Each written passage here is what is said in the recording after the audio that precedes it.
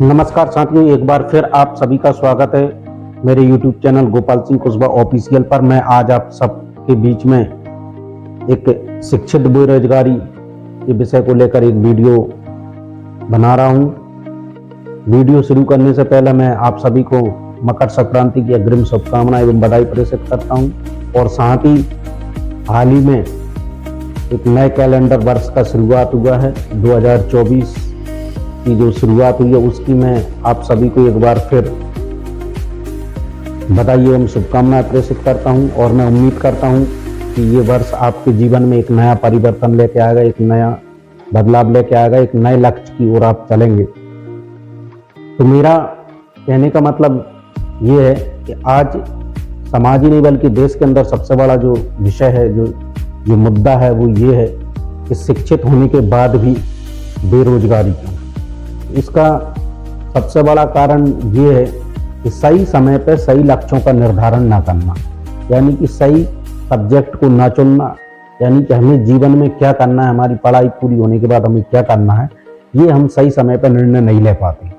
उसका एक बहुत बड़ा कारण है जो फैमिलियां सक्षम हैं, जो परिवार सक्षम है, जिनके घर में पहले से ही लोग शासकीय विभाग में हैं, या हम ये कह सकते हैं कि पढ़ी लिखी फैमिली है, उन घर के बच्चों को देखा होगा अक्सर उनकी एजुकेशन भी अच्छे वातावरण में और अच्छे इंस्टीट्यूटों में होती है। जिन घर में लोग पढ़े लिखे नहीं होते उन परिवारों की एजुकेशन का स्तर आज भी आप सभी आपके आस पड़ोस जानते हैं कि किस स्तर का है। तो उस कंडीशन में क्या होता है, बच्चे पढ़ाई लिखाई तो कर लेते हैं लेकिन कहीं ना कहीं उन्हें मनचाहा प्रोफेशन नहीं मिल पाता, जॉब नहीं मिल पाता या सफलता हासिल नहीं हो पाती और वो पढ़ लिख के भी बेरोजगारी के दंश को झेलते रहते हैं। तो इसमें कुछ बहुत ही बेसिक सी चीज़ें हैं कि उन बेसिक्स पे हम काम करके एक हमारा मनचाहा प्रोफेशन हम प्राप्त कर सकते हैं। तो उसका सबसे बड़ा जो कारण है वो मैं आपको बता देता हूं कि मोस्टली हमें जीवन में क्या करना है पढ़ाई करने के बाद या पढ़ाई के समय, वो ये है कि हमें 8th 9th तक हमारा लक्ष्य का निर्धारण कर लेना चाहिए।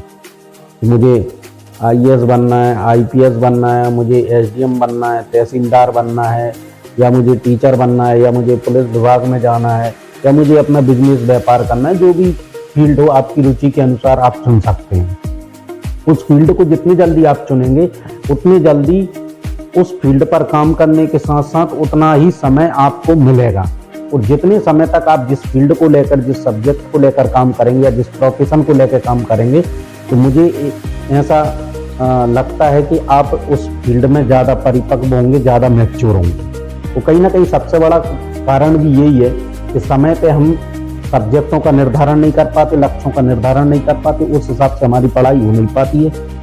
10th के बाद हमें सब्जेक्ट चूज करना रहता है। जब हम लक्ष्य का निर्धारण ही नहीं कर पाए, जब हम ये तय नहीं कर पाए कि हमें क्या करना है, तो उस आधार पर हम सब्जेक्ट का चयन नहीं कर पाते। और जब हम सब्जेक्ट का चयन नहीं कर पाते, जब हम बाद में पता चलता है कि मुझे तो इस फील्ड में रुचि थी या इस क्षेत्र में रुचि थी, मुझे तो ये करना था, तो फिर काफ़ी देर हो चुकी होती है। आप सिर्फ पढ़ाई पूरी कर लेते हैं और फिर आप जो भी वैकेंसी निकलते हैं हर वैकेंसी के लिए आप अप्लाई करते जाते हैं। और एक समय होता है, वो समय गुजर जाने के बाद फिर आपको छोटे मोटे जॉब्स देखना पड़ते हैं या छोटे मोटे काम धंधे देखना पड़ते हैं, या फिर उन कामों में आप सामंजस्य नहीं बिठा पाते या आपको अच्छा नहीं लगता। आपको लगता है कि मैं तो इतना पढ़ा लिखा हूँ, इतना पढ़ा लिखा होने के बाद इतना छोटा काम नहीं कर पाऊंगा या इतने कम पैसों में नौकरी नहीं कर पाऊंगा। तो इससे बचने के लिए सिर्फ और सिर्फ एक ही कारण है कि 8th 9th तक आप अपने लक्ष्य का निर्धारण करें। इसके बाद 11th में उसी आधार पर आप सब्जेक्ट का चयन करें। जब आप उसी आधार पर सब्जेक्ट का चयन करेंगे तो आपको ज़्यादा फायदा मिलेगा। इसके साथ ही आपको अगर उन चीज़ों के बारे में पेरेंट्स को पता नहीं है तो वो किसी अपने नज़दीकी रिश्ते नातेदारों में या परिवार में या गांव में कोई पढ़ा लिखा है, या स्कूल में हम जिस स्कूल में पढ़ रहे हैं उस स्कूल में टीचर्स से उसके बारे में डिस्कस कर सकते हैं, जानकारी ले सकते हैं कि मुझे ये करना है तो इसके लिए क्या करना पड़ेगा, क्या पढ़ना पड़ेगा, ये सारी चीज़ें हम कर सकते हैं। जब तक हम ये चीज़ें नहीं करेंगे, यानी कि हम मेहनत नहीं करेंगे हमारे ऊपर, हमारे भविष्य के ऊपर, फ्यूचर को लेकर हम सजग नहीं होंगे, अवेयर नहीं होंगे, तो ये मैं 100% कह सकता हूँ कि शिक्षित बेरोजगारों की संख्या तो बढ़ना ही है। साथ में हम एक अच्छे पढ़े लिखे होने का परिचय भी शायद ना दे पाए। तो मेरा ऐसा मानना है कि सभी लोग अपने के लक्ष्य का निर्धारण समय पर करें। मैं सभी पेरेंट्सों से, सभी छात्र छात्राओं से ये विशेष निवेदन ये करना चाहूँगा कि 2024 से अब जो साल प्रारंभ हुआ है, इसमें हम इन चीज़ों को ध्यान रखना है। अगर किसी कारण से हमारी पढ़ाई कंप्लीट हो चुकी है, तो वो लोग अगर ये वीडियो देख रहे हैं तो वो सोचेंगे कि सर मेरी तो पढ़ाई पूरी हो चुकी है, तो मेरे तो ये वीडियो अब किसी काम का है नहीं। तो दोस्तों ऐसा नहीं है। ये वीडियो अगर आप किसी को दिखा के, अगर किसी की मदद करते हो, आप देख के किसी को उसके लिए गाइड करते हो, उसके लक्ष्य के निर्धारण में आप सहयोग करते हो, यानी कि किसी के जीवन को संवारते हो, तो ये भी एक बहुत बड़ा पुण्य का काम हम नए साल में ये नए तरीके से कर सकते हैं, जिसे हम कैरियर काउंसलिंग भी कहते हैं। तो ये चीज़ों को हमें ध्यान रखना है। साथ ही गवर्नमेंट की स्कीम से अपडेट रहना है। दूसरा, जो भी योजनाएं चल रही हैं या जो भी सरकार योजनाएं चला रही है, तो योजनाओं का हमें ध्यान रखना है, ताकि हम कोई कॉम्पिटिटिव एग्जाम दें तो उन योजनाओं से संबंधित अगर किसी भी प्रकार की जानकारी अगर उस एग्जाम में मांगी जाती है प्रश्नों के माध्यम से, तो वो हम बहुत आसानी के साथ दे सकते हैं। और आजकल सबसे बड़ा तो YouTube है, गूगल है, सारी जानकारियां आपको वहाँ उपलब्ध हैं।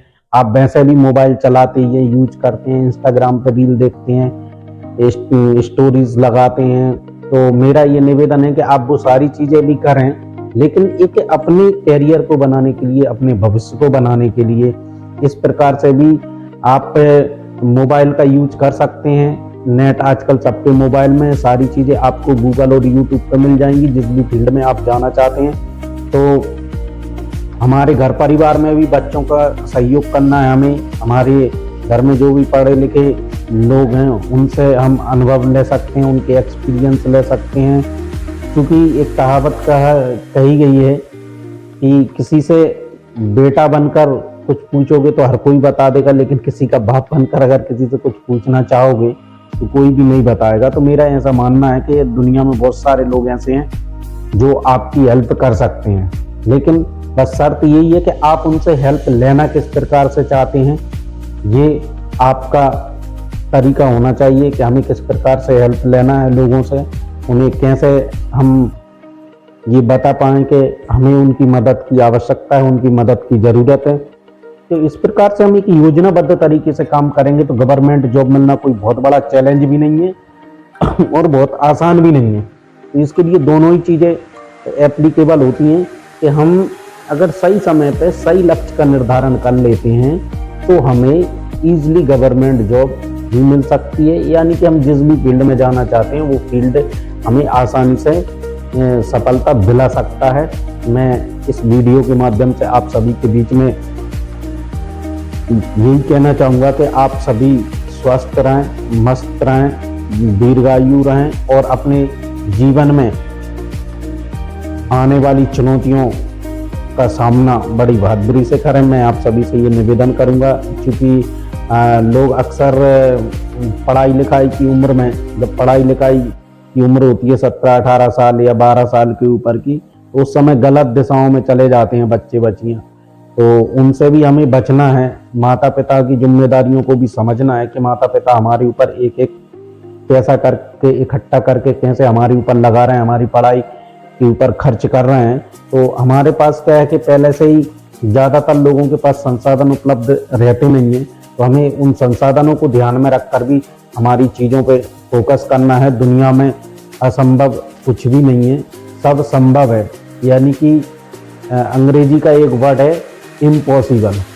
इम्पॉसिबल का जब आप संधि विच्छेद करेंगे तो ये पाएंगे कि आई एम पॉसिबल, यानी कि संभव है। ठीक है ना। तो कोई भी चीज़ असंभव नहीं है, बस आप उसके ऊपर काम कितना कर रहे हैं, कितनी ईमानदारी से कर रहे हैं, उसके ऊपर कितनी मेहनत कर रहे हैं, कितना उसमें समय लगा रहे हैं, ये बहुत महत्वपूर्ण है।